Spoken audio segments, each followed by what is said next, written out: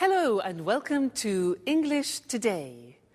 This is DVD 9 and it's the first DVD of your lower intermediate level. And in this DVD, we'll begin with another 3 episodes of our story, That's Life, followed by our special TV programs where there will be a debate about where to live, the city or the countryside. Then we'll learn how to make strawberry whip in the cooking section. Then in the grammar section, we will study how to use the English auxiliaries. We'll also look at how to ask for permission and express obligation using must and have to. You'll also learn some important phrases for talking on the telephone, okay? So, happy viewing. What horrible weather. I hate it when it rains. So what are we going to do today? It's a perfect day for tidying up. I enjoy putting the house in order when the weather is bad. By the way, look at the mess. We don't often get a chance to clean up together. You're joking, right? I hate cleaning the house. Don't you have any better ideas, Anne? Just a little bit of tidying up. Anyway, it was just an idea. And not a bad idea at that, in my opinion. Sorry, that idea is bad. What else do you suggest? Personally, I enjoy doing something more exciting than vacuuming and doing the dusting. Why don't we play a game? What kind of game? How about playing cards? No, I hate playing cards. It's so boring. Let's see what's on TV. Cartoons, soap operas, political talk shows. There's nothing interesting on. Shall we go for a walk? I like walking in the rain. Why don't we take a walk to the new bakery in Piccadilly? What do you say? Are you crazy? It's raining out. Well, you know what the traffic's like when it rains. I certainly don't want to get stuck in a traffic jam on a Sunday. That happens every day when I drive to work and when I drive back home. Okay. Okay. So, what shall we do? If you want, I can read your fortunes using the tarot cards. Aren't you interested in what the future holds? That's your favorite hobby. No thanks, Alice. Let's not think about the future. I prefer the future to remain a mystery. Well, I prefer to be prepared if something is going to happen. I don't like surprises. So, sit here. I'll tell you who you are and what your future holds. You know what I like to do on days like this? Nothing. Totally relaxing, doing nothing. I agree with you, Jack. Total relaxation. Now that's a great idea. And maybe eating something nice and tasty. Huh, Anne? Why don't you prepare us one of your lovely lunches? No way, guys. You don't want to go out. You hate cleaning the house. You don't like playing games. So, in other words, you want to do nothing while I have to cook. And do you know what I say? I also enjoy doing nothing. That's what I'm going to do. Watch out, couch. Here I come.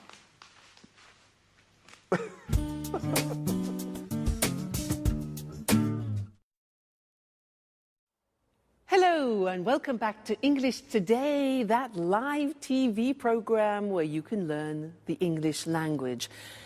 And in this lesson, I want to do some revision on the things that people don't like about the English language, the auxiliaries. Now, the exercise is simple. We're going to look at some of the auxiliaries that we've learned up to now. What are they? Well, we have learned am, is, are, do, does, and did. When do we use them? We use them in questions. Aha. This is the exercise. I have here some sentences in the positive form, and I want you to make questions using these auxiliaries. Okay? So, I'll give you an example. I say, he likes wine. You start the question with what? What? He likes wine. Now, this is the simple present tense. So, which of those auxiliaries do we need? Am, is, are, do, does, or did? Simple present tense. Exactly, we need do or does. Now, I said he likes wine. Third person. So which one? Does. Exactly. Good. So the question is, what does he like? Get the idea? Great. Let's continue. Number 2. I play tennis. I play tennis. What sport? All right. Do I play? Very good. I play, simple present tense. We need do or does. The subject, I. So what sport do I play? Great. Next one. They're coming at 7 o'clock. They're coming at 7 o'clock. What time? Yeah, now they are coming, present continuous, auxiliary. That's it. Fantastic. What time are they coming? All right? Present continuous, auxiliary, to be. Next one. She went to the cinema yesterday. She went to the cinema. Where? All right. Simple past tense. What do we need? We need did. So where did she go? Excellent. Very good. You see? Getting better. Next one. We had an ice cream after dinner. We had an ice cream after dinner. What had we? Simple past. Did. That's it. What did we have? Remember, the verb have always takes an auxiliary. So what did we have? Great. Next one. She's painting the front door. She's painting the front door. Which tense? Present continuous. So what, third person, is she painting? Very good. Next one. I was at home on Saturday. This is difficult. I was at home. Remember that the verb to be is an exception. I was is the past tense of the verb to be, and it doesn't take an auxiliary. So we don't need an auxiliary. The question is, where were you? That's difficult. Where were you? The verb to be, no auxiliary. Okay? They work in Paris. What's the tense? Simple present. Good. Where do they work? Excellent. And the last one, I'm living in Florence. I'm living in Florence. Where are you living? Fantastic. You're getting better all the time. You see, it's just a question of practice. So now let's look at the screen and see those written just to remind you once more, okay?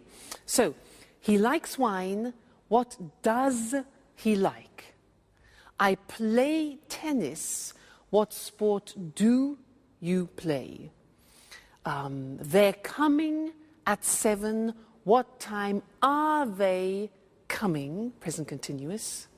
She went to the cinema yesterday. Where did she go? Simple past. We had an ice cream after dinner. What did we have? Simple past after dinner. Remember, have, you need the auxiliaries. She's painting the front door. Present continuous. What is she painting? Okay, so that's it. Keep practicing with your auxiliaries. They will be easier and easier. Now let's go back to our friends, where Alice is reading Sharon's tarot cards. Let's see what comes up. See you later. Bye.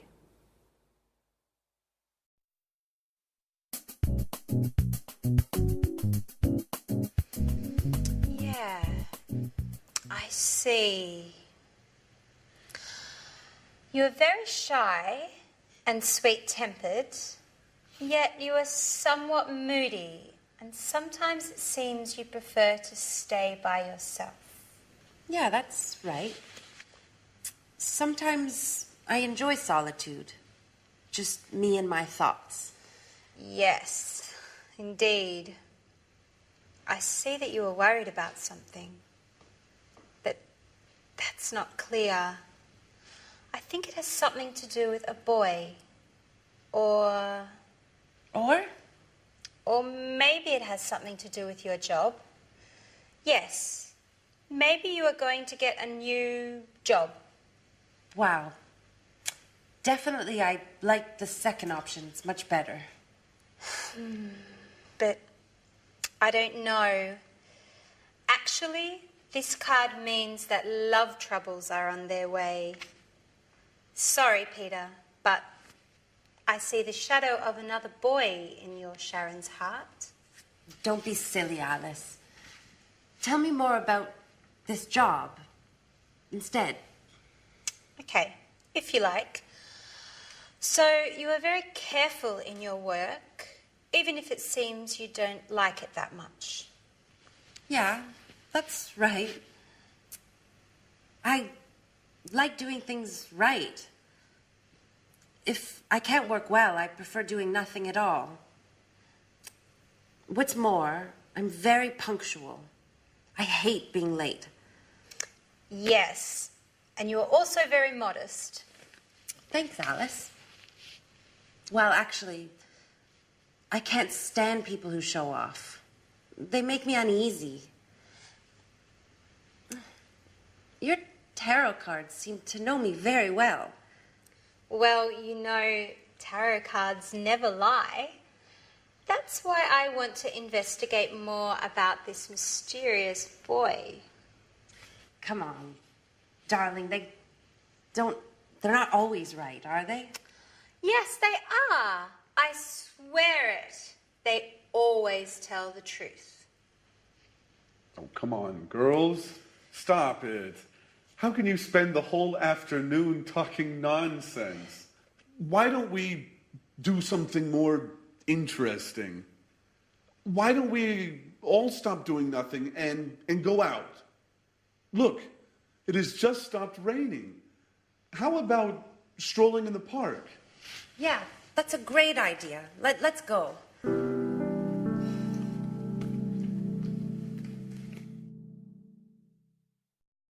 Hello again and welcome back. I want to continue doing some work on auxiliaries. Do you believe in tarot cards? I don't. Now, that's sort of an example of what I'd like to teach you now. Short answers in English. Usually in other languages, when you ask a question like, do you believe in tarot cards? People say yes or no. In English, it's a little bit more complicated. I can say, for example, do you believe in tarot cards? Yes, I do. No, I don't. So we take the auxiliary and we repeat it in the positive or the negative, So that's really quite strange. Other languages don't do that.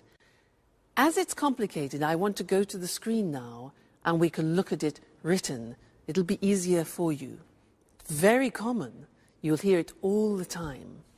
So, look at the example. Does he like wine? Instead of just saying yes or no, we take the auxiliary of the question and we say, yes, he does, or no, he doesn't. You see that? We repeat the auxiliary. Very unusual. Do you play tennis? Do is the auxiliary. Yes, I do. No, I don't. The negative. All right? So we always take the auxiliary of the question. Next one. Are they coming at 7 o'clock? We've changed tense. It's the present continuous, the auxiliary to be. So, yes, they are, or no, they aren't. Are they coming at 7 o'clock? Yes, they are. No, they aren't. Next. Did she go to the cinema yesterday? Did. Simple past. Repeat. Yes, she did. No, she didn't. Okay? Next one. Did you have an ice cream after dinner? Yes, we did. No, we didn't. Is she painting the front door? Is. Yes, she is. No, she isn't. Were you at home on Saturday? Now listen to this. Yes, I was. You take the verb to be and you put it in the correct form. So were you? Yes, I was. No, I wasn't. Okay? Is she in the bathroom? Is. Yes, she is. No, she isn't. Do they work in Paris? Yes, they do. No, they don't. Are you living in Florence? Yes, I am. Verb to be, are you? Yes, I am. No, I'm not.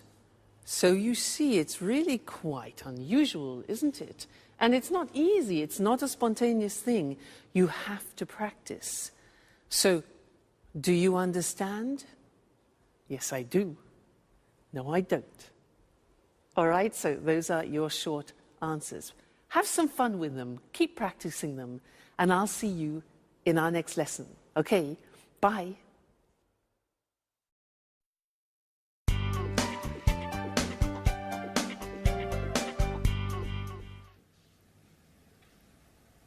Hello, this is Anne Baxter from Red Bear Publishing.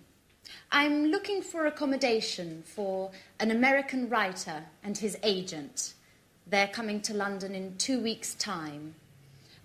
Could you tell me a little bit about your hotel, please? Our clients are used to the very best. Mm-hmm. Mm-hmm.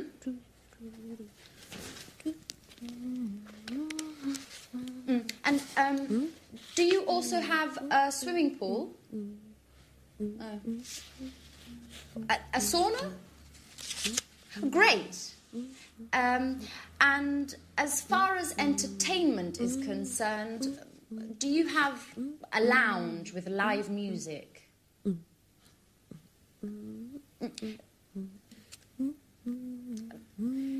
Could you hold a moment, please? Sharon, stop humming, please.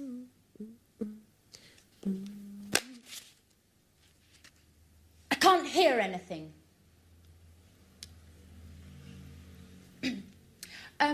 Okay, well, thank you very much for your help.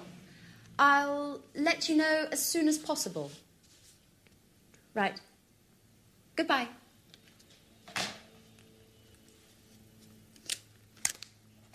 What are you doing, Anne? My boss asked me to book rooms for 2 of our most demanding clients. Well, they would like a quiet hotel near our publishing house Oh, and of course, with all the creature comforts. So I'm making a few telephone calls.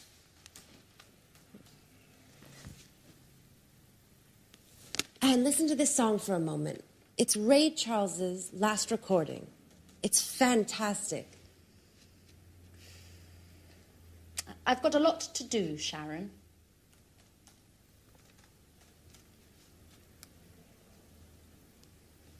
Just for 1 minute, Anne. Come on. I'm afraid I can't now. But just why don't you go over to Alice's? She's having a shower. You know, when Alice gets in the bathroom, she takes at least 2 hours. Well, do whatever you want. Just, please, get out of this room. Anne, what's the matter today? Why are you treating me so badly? That's enough, Sharon. I know everything about it. Everything about what? That you've got a lover. A lover? Are you going crazy, Anne? Oh, don't try and pretend with me, Sharon. And I call you a friend. But it's the truth. Uh-huh. And who is my romantic lover, by the way? You know. I'm talking about Jack. Jack? What are you talking about? The photograph. The one where you and Jack are kissing. It's not what you think, Anne. Uh-huh. So you tell me. You know, a picture says more than 1,000 words. That photo is from 3 years ago. We were engaged. Or what? But you and Jack were engaged. I know. I wanted to avoid stupid gossip. And also because of Peter. So now you're telling me that... Well, I can't believe it. I know. I didn't want to hurt your feelings. See, now you're angry with me. That's why. Well, you're right, Sharon. I am mad at you. And now I look like a fool. I'm sorry, Anne, really. No, my hair! What's going on? Oh my God, It's Alice. no. Come on, let's go see what's happening. Alice, quickly! Help! My hair!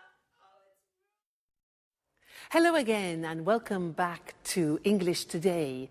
Did you see that last episode of That's Life?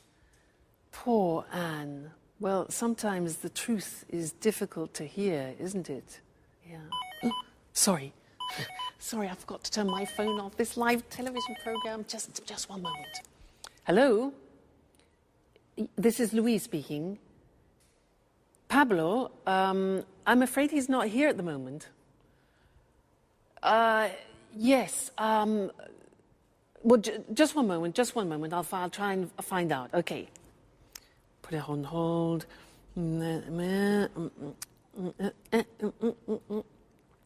Hello? Yes, hello. Could I speak to Pablo, please? What, could you put me through to him? No. Okay, yes, I understand. No, it's not important. Don't worry. All right, thank you very much. Thank you. Yes. All right, bye. Hello? Yes, hello. I'm afraid he's not available at the moment. Yes. Would you like to leave a message? Sharon called. Okay. Would you like him to call you back? Yeah. All right. Okay. Yes, I'll tell him. Right. Thank you. Thank you very much. Goodbye. Goodbye. Sharon? Who's Sharon? Where were we? Yes, interesting. I wanted to talk to you about telephone language. Now, I used some phrases there which are quite useful to you, and I want to go to the screen so that we can see those written together and look at how the phrases work, okay? Now, look at these situations. When you don't understand someone on the telephone, what do you say? Can you repeat, please? No. No. If you ask somebody, can you repeat, please, it's like asking them to vomit. Why? Because there is a small word missing, a very important one. In English, you must say, can you repeat that? Please, very important. Many people make that mistake, and they ask everybody to vomit on the telephone. So remember, can you repeat that, please? Good. Next, when, for example, imagine that you are on the telephone and you want to write something down when the person is speaking. So you want them to... Okay, good. So you stop them. Just a minute. Just a minute. This is difficult. We say in English, I'll make a note of that. Okay? Just a minute. I'll make a note of that. I'll make a note of that. Snap decision. All right? Next one. Imagine you're on the telephone and somebody knocks at the door when you're speaking. Now, you have to say, What can you say? Yeah, so just a minute. We say, I'll be right back. Now that means that you're going somewhere and coming back then quickly. So just a minute, I'll be right back. I'll be right back. Okay? Useful, that phrase. Now, you return to the phone, okay, and the other person has been waiting for you. So you need to apologize for the inconvenience. So you can say, sorry. We say in English, sorry to keep you waiting. Sorry to keep you waiting. So you say, just a minute, I'll be right back. Music, and you say, sorry to keep you waiting. All right? Great. Next thing. You're speaking to somebody and suddenly the other person disappears. Because, disappears. Now, how do you say that? In English, we say, sorry, we were cut off. We don't talk about the telephone line. We say, sorry, we were cut off. Okay? Great. Now, when the line is bad, you know, with mobile phones, often you can't hear properly, especially when you're on the train, sometimes when you're in the mountains, and you hear... Do you know what you can say? We say in English, hello, you're breaking up. You're breaking up. I'll call you back. I'll call you back. So, you're breaking up, I'll call you back, or can you call me back? All right? So, those are some of the most important phrases when you're speaking on the phone, but we will be looking at more telephone language because it's very useful for you, and it's a bit unusual. You need to practice it a lot. Practice in the bath, for example. I'll be right back. I'll be right back. So that way you don't panic when you answer in English. All right? Great. So I'll see you in the next lesson and we'll look at some more telephone language. Bye.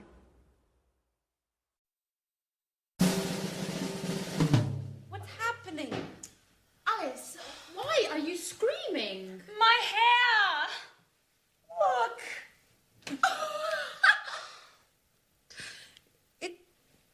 It looks...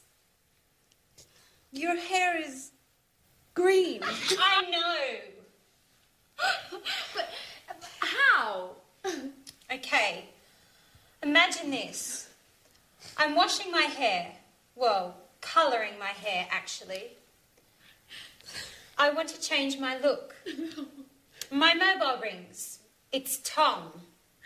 He's telling me all about this great party yesterday evening. I'm listening to his story and I don't realise the time flies. More than an hour. It's always the same old story, Alice. Anyways, green suits you. It looks very original. Very unique. Just like you. Well, Alice, don't be offended, but you look like a frog. Thanks, Anne. That's the nicest compliment. What shall I do? Well, why don't you call a hairdresser and make an appointment? And in future, try to avoid changing your look.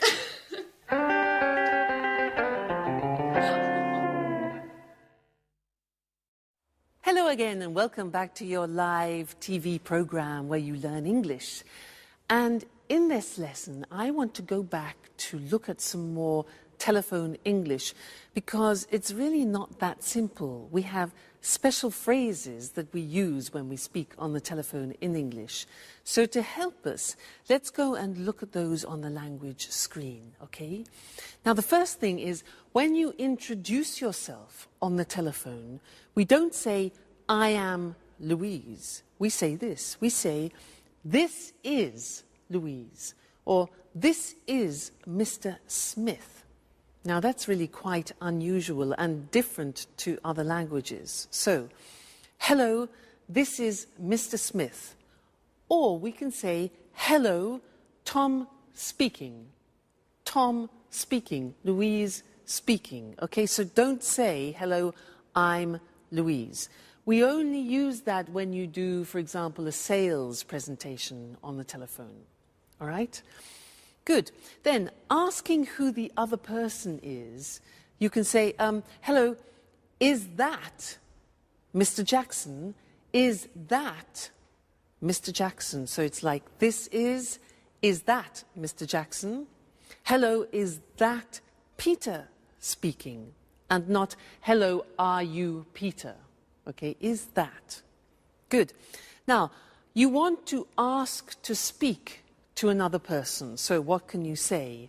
Well, you can say, hello, I'd like to speak to John, please. I'd like to speak to John. Or you can ask the questions, can I speak? Could I speak? May I speak to the managing director? Now, remember, may is very polite, could is neutral, and can is more informal. All right? Then we could also say, good morning, could you please put me through to Mr. Smith? Now, put me through to, which is difficult to say, put me through to, is like saying in American English, could you connect me to? All right? So that's connecting people. Now, when you connect a person, you can say, just a moment, I'll put you through to him. I'll put you through to him. You need to practice that a lot. I'll put you through to him. Or, yes, Mr. Smith is in. I'm trying to connect you now. Connect is the other word. And you can say, hold on, just a moment, please. That's to ask people to wait, okay? Good. Then leaving a message. You could say, you could ask, could you take a message, please? Could you take a message? Or can I leave a message? Then you could say, could you ask him or her to call me back? Could you ask him to call me back? All right? Then the last thing is taking a message. You can ask, can I take a message? Can I take a message? Or would you like to leave a message? All right, so there are some more fundamental and essential English language phrases that you use on the telephone, and I think you'll find them very useful. So, experiment, and I'll see you again very soon. Bye.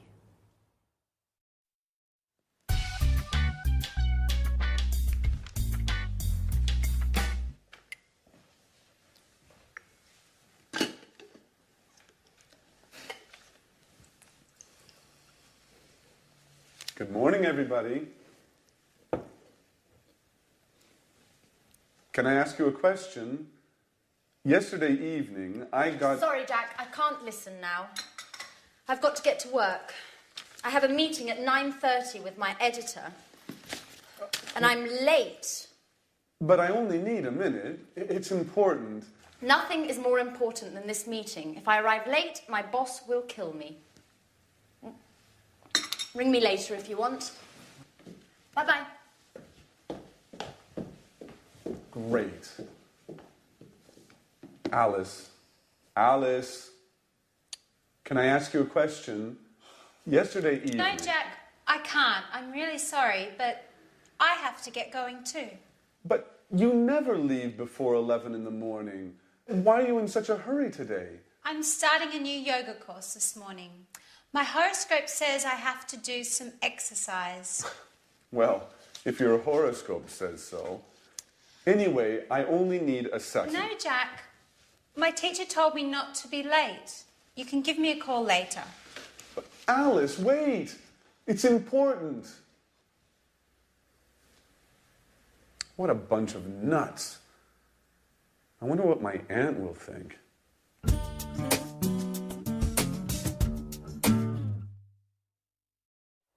Hi again. Did you hear what Jack said? He said, what a bunch of nuts. Do you know that expression in English? Because nuts has a couple of meanings. Nuts are the things that you have in an aperitif, but it's also a way of calling somebody a crazy person.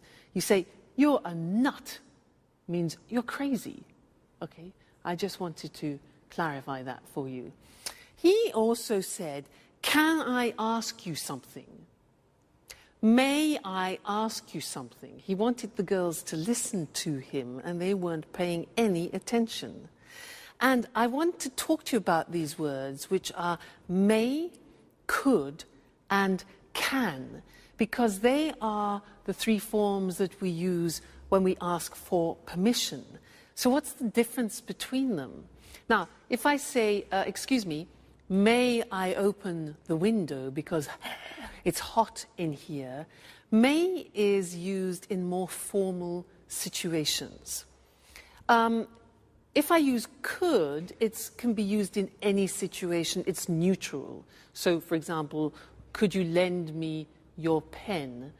And can is used in more informal situations. Imagine you're at home, you're having dinner, you want the salt, so you can ask, can I have the salt? Less formal. So let's go to the screen and see those written, see the differences. We talked about it already, actually, when we looked at telephone conversations. So, formal situations, may I, and we can also say, may we. May I, may we. May I ask you a question? May I offer you something? And may I have this dance? So remember, may for formal situations, it's very polite, okay? Then could for neutral situations, which means you can use it in any situation, really. Could I use your phone, please? Could I change the appointment? And could we meet later? All right, so very useful verb. It's good in all situations. And then can you pass me the salt? Please, more informal with your friends, your family, people you know well. Can I have some wine, please? And can I borrow the car tonight? So those are the examples, all right? May, could, and can. So remember, depending on who you are talking to, make that choice. May, could, or can. Let's go back to That's Life. The girls are exhausted and Jack has a surprise for them. Let's see what it is. Bye.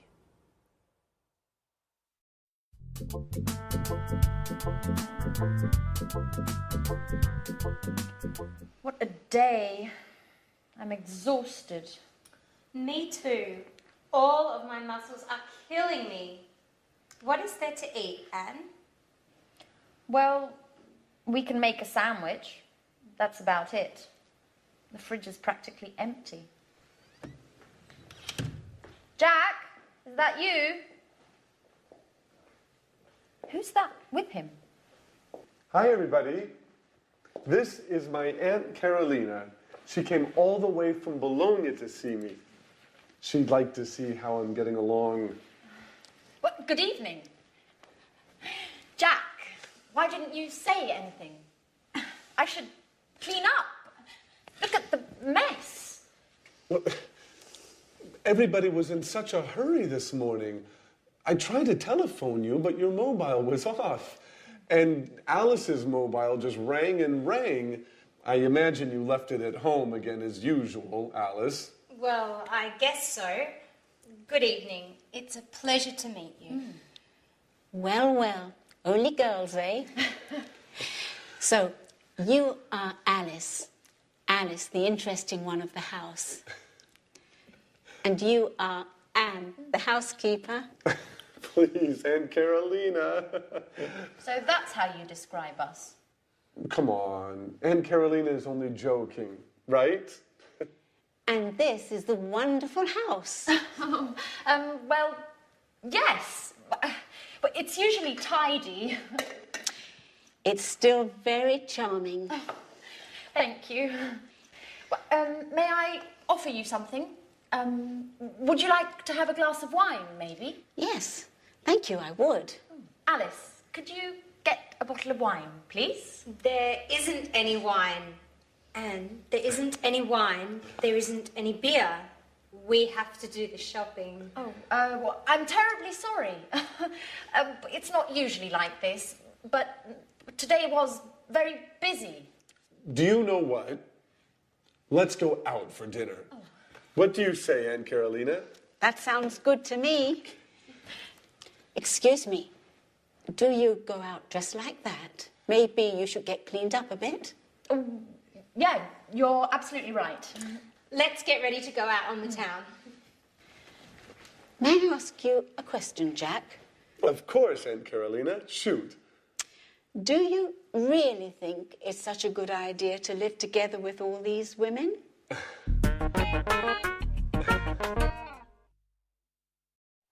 Well, hello, Mr. Monkey, and how are we feeling today? Let's check the thermometer. I know you're not well. Let's have a look. Good. Yes, the temperature has gone down. That's good news. Now, Mr. Monkey, you don't have to stay in bed any longer, okay, because your temperature has gone down, but you can't go out monkeying, not yet. You must stay indoors for another 3 days because you're not strong enough to go out yet, all right? You mustn't be too energetic. You can have relaxing baths and you can eat whatever you want, but you mustn't have any alcohol, okay, because you haven't finished your antibiotics and it could have a disastrous effect on you, all right? So you must finish your cycle of tablets. Now, let's see what else. Oh, yes, and you must drink a lot of water, maybe 5 liters a day, if you can manage that, okay? Good, so, oh, and you don't have to pay me until you're better, okay, Mr. Monkey? So, take very good care of yourself, and I will come back tomorrow and check on your condition again, okay? So, goodbye, Mr. Monkey. See you tomorrow. I became a nurse to show you other ways of using modal verbs. Now, so far we have studied can, could, and may. And these are verbs which help to change the meaning of the verb which comes after. They're called modal verbs. And here we were using verbs of obligation. Very interesting. Let's look at the screen and see those. Now, let's first go back to permission. Remember, we talked about can is a form of expressing permission, and I was giving him permission to do things. For example, you can eat whatever you want, you can go for walks, and you can't, however, that's not giving permission, you can't go monkeying or you can't go to work, all right? Then I talked about obligation, and this is very interesting. I used the verb must. Must followed by an infinitive without to. So, for example, you must finish the tablets, you must relax, you must stay at home for 3 days, and you must look after yourself. Now, that in English is how you express obligation, something which is you are obliged, forced to do. All right? It's a strong verb in English. Now, the opposite, mustn't, means prohibition. If you do that, okay, so very strong verb. You mustn't drink alcohol. You mustn't do anything energetic. And you mustn't jump about. All right? So must and mustn't. Must, obligation, mustn't, prohibition. Then I said something else. I said, you don't have to stay in bed. Now that's very interesting because that's optional obligation. And it's the same as saying you don't need to stay in bed. You don't have to stay in bed. It's optional. Or you don't have to stay indoors. I also said, you don't have to pay me. It means it's not necessary. So that's optional obligation with have to. So that's an important lesson. Must, mustn't, and have to as different ways of expressing obligation. Great. So now you have to study more English. You must read and watch your English lessons, okay? And I must see you again next time. Okay then. Goodbye. Good evening. Welcome to this week's edition of Let's Talk, our discussion program with our commentators, Tom and Marie. How are you? Fine, Eric. Fine. Good to see you again. Well, did you have a good weekend? Very good, thanks. I relaxed in the country. I have a house there. It's so peaceful. A healthy weekend. And you, Tom? Well, I had a great weekend too. I stayed in the city and it wasn't peaceful. I went out a lot and made some new friends. Sounds like a good weekend to me. So, the same old story. A relaxing, peaceful life in the country compared with an exciting life in the city. Where's the best place to be? In the city or in the country? Let's discuss this more. Sure. I'll convince you that gardening's more interesting than the pollution and chaos of the city. Well, I'm not so sure about that. Last weekend, I went to the cinema, a rock concert, and 2 parties. Gardening isn't for me. Really? Your weekend certainly wasn't relaxing. Don't you feel tired? Well, maybe a little, yes, but I love city life. The city offers so many things. It's fantastic. I don't agree with you. Life in the city is too stressful. You rush around all day long. And then there's the traffic and finding a parking space. Walking in the woods is far better than being stuck in traffic jams. I'm really thinking of moving to the country. Well, I don't think I could ever live in the country. I'd die of boredom. It would be a problem for my work, too. You're wrong, Tom. You can work from home. A friend of mine does this. He works from home. He uses the internet for email and virtual meetings. He goes to the office in the city 2 or 3 times a month. He's got 3 children and life in the country is great for the family. And he loves gardening too. And gardening is difficult in a city, isn't it? Sure, but country life is so isolating.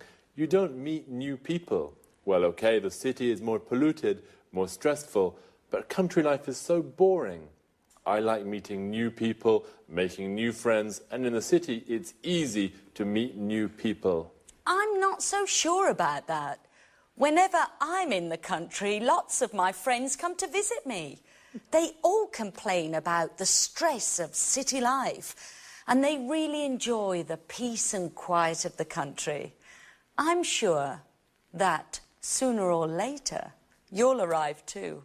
Let's bet on it. But if I do come, I'll bring a few friends and maybe we'll have a party. OK, I'll be waiting for you. Of course, you're invited too, Eric. Oh, thanks, Marie. Okay, this is a good compromise.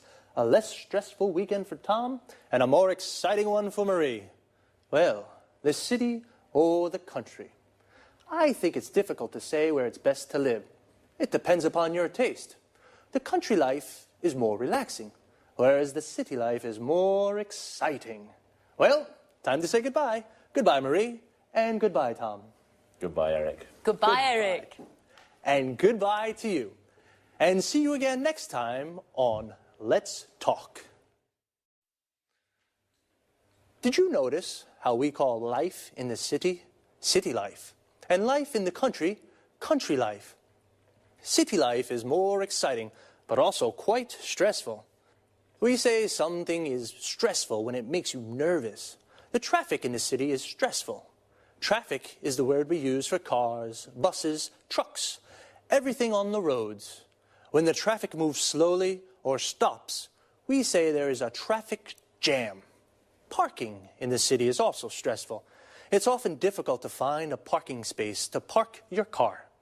Notice the verb is to park, and a place where you can leave your car is called a parking space.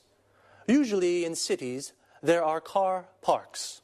A car park is a big area with lots of parking spaces for many cars.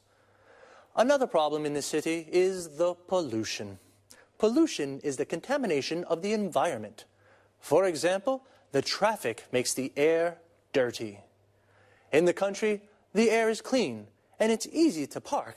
But Tom says it's boring to live in the country because there's nothing to do. Boring means that it's not interesting. Marie says it's relaxing to live in the country.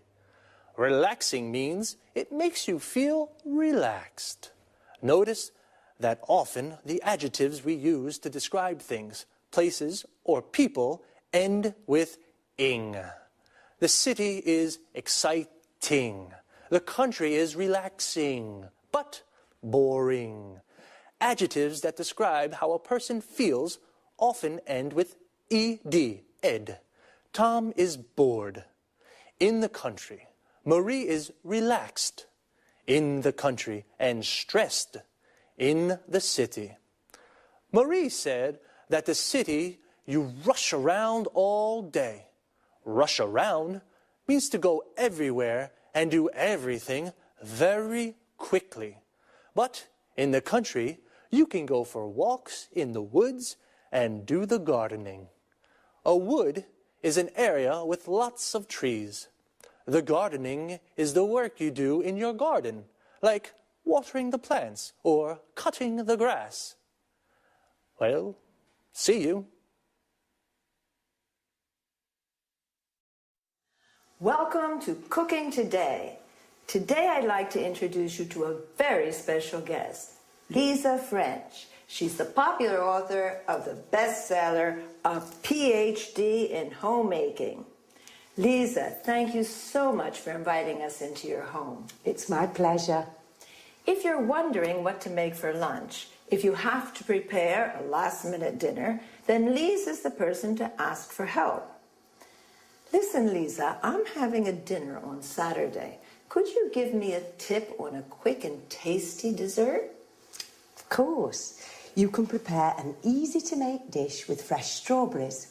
The strawberry season only lasts a few weeks, so it's worthwhile making the best of in-season berries. And it can be made in a jiffy. Oh, strawberries. I absolutely go mad about strawberries. So let's get started. Just the idea of strawberries makes my mouth water. First, wash, drain, and hull strawberries for 4 servings. Then, mash them to a pulp. All of them? No, you have to put aside some good ones for decoration. Okay, then what? Next, whip about half a pint of cream. Then whisk 2 egg whites stiffly and fold into the cream.